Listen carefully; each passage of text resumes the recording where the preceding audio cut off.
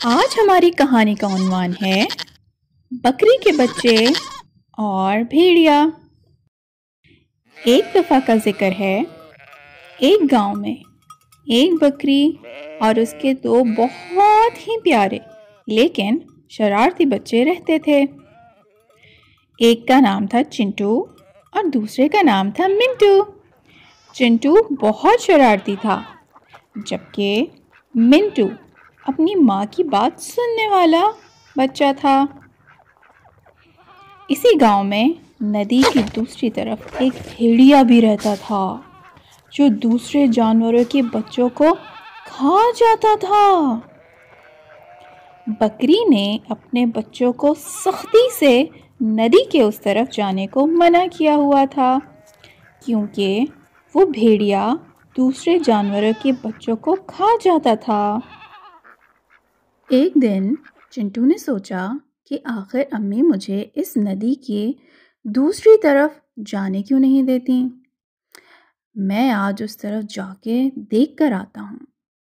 चिंटू ने अपने प्लान के बारे में मिंटू को बताया, लेकिन मिंटू साथ जाने को राजी ना हुआ, बल्कि चिंटू को भी मना किया कि वो भी ना जाए। लेकिन चिंटू ना माना और वो नदी की तरफ चल दिया। मिंटू ने जाकर सारी बात अपनी माँ को बता दी। मिंटू की माँ जल्दी से शेरू के पास पहुंची, जो वहाँ के किसान का पालतू कुत्ता था, और उसने मदद मांगी।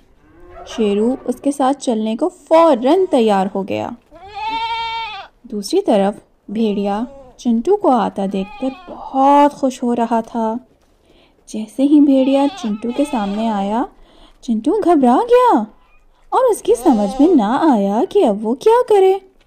उसको अपनी माँ और भाई की बातें याद आने लगी थीं। भेड़िया बस चिंटू पर हमला करने ही वाला था कि उधर से शेरू, बकरी और मिंटू शोर मचाते हुए आ गए। भेड़िया घबरा गया और दुम दबाकर भाग गया। यूं बरवक्त पहुंचने से चिंटू की जान बच गई। चिंटू को अपनी गलती का एहसास हो गया। उसने अपनी माँ और भाई से माफ़ी मांगी और शेरू का शुक्रिया अदा किया। सबक: इस कहानी से हमें ये सबक मिलता है कि हमें हमेशा बड़ों की बात माननी चाहिए, क्योंकि वो हमारी भलाई की ही बात करते हैं।